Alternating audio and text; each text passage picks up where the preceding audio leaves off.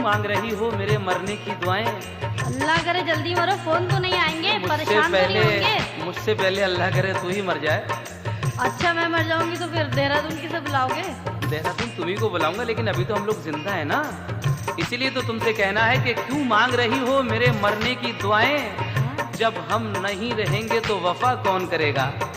अभी आपने कहा कि मंसूरी से फेंकूंगी तुझको गिरेगा देहरादून। सही है। तो आपके पास कोई क्रेन है क्या? ऐसे दूर गिरेंगे जाके? बिल्कुल धक्का दे देंगे तो सीधे देहरादून में आ जाओगे। अगर मारना है तो प्यार से मारो, लेकिन ये क्या तरीका है यार? अब प्यार से मारेंगे, मंगाते हैं अभी चक्कू।